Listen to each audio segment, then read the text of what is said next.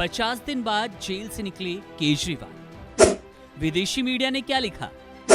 केंद्र सरकार पर कैसा तंज? दिल्ली के मुख्यमंत्री और आप संयोजक अरविंद केजरीवाल 50 दिनों बाद अंतरिम जमानत पर जेल से बाहर आ चुके हैं। ऐसे में चौतरफा अरविंद केजरीवाल की ही चर्चा है।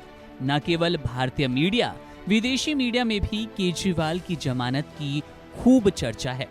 अब विदेशी मीडिया ने केजरीवाल की बेल पर क्या कुछ लिखा, आपको बताते हैं। सबसे पहले बात करते हैं न्यूज एजेंसी रॉयटर्स की। रॉयटर्स लिखता है, मोदी के आलोचक केजरीवाल को चुनाव प्रचार के लिए जमानत मिलने से भारत का विपक्ष खुश है। इसके बाद चर्चा कर लेते हैं अपनी हेडलाइंस में अल जजीरा ने क्या लिखा। अल जजीरा लिखता है, भारत की शीर्ष अदालत ने विपक्षी नेता अरविंद केजरीवाल को जमानत दे दी।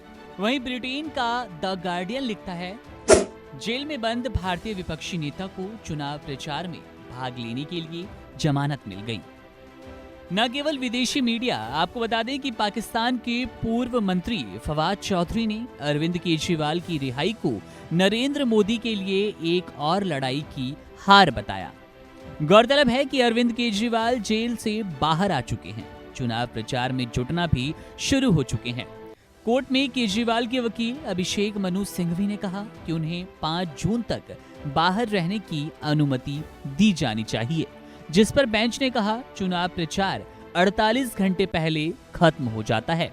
अब आपको बताते हैं कि केजरीवाल पर सुप्रीम कोर्ट ने क्या कहा।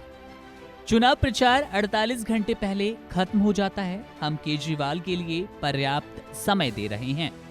कोर्ट ने कहा अरविंद केजरीवाल दिल्ली के मुख्यमंत्री और एक राष्ट्रीय दल के नेता हैं। निसंदेह गंभीर आरोप लगाए गए हैं, लेकिन अभी उन्हें दोषी नहीं ठहराया गया। उनका कोई आपराधिक इतिहास भी नहीं है, वे समाज के लिए खतरा नहीं है। अदालत ने कहा कि वर्तमान मामले की जांच अगस्त 2022 से लंबित है। केजरीवाल को 21 मार्च 2024 को गिरफ्तार किया गया। इससे भी अहम बात यह है कि गिरफ्तारी की वैधता और वैधानिकता को इस कोर्ट के सामने चुनौती दी गई और हमें अभी इस पर अंतिम निर्णय देना बाकी है। तो सीधे तौर पर अब चुनाव प्रचार के लिए अरविंद केजरीवाल नजर आने वाले हैं। लोकसभा चुनाव से पहले, लोकसभा चुनाव के बल्कि चौथे चरण के चुनाव से पहले, क्योंकि 3 चरणों का मतदान पूरा हो चुका है।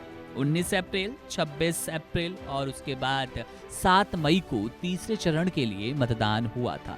इन तीनों चरणों में अरविंद केजरीवाल चुनाव प्रचार नहीं कर पाए थे, लेकिन 25 मई जब दिल्ली में लोकसभा चुनाव के लिए मतदान होना है, उससे ठीक पहले अरविंद केजरीवाल बाहर आ चुके हैं और अब लोकसभा चुनाव के लिए वे प्रचार आसानी से कर पाएंगे।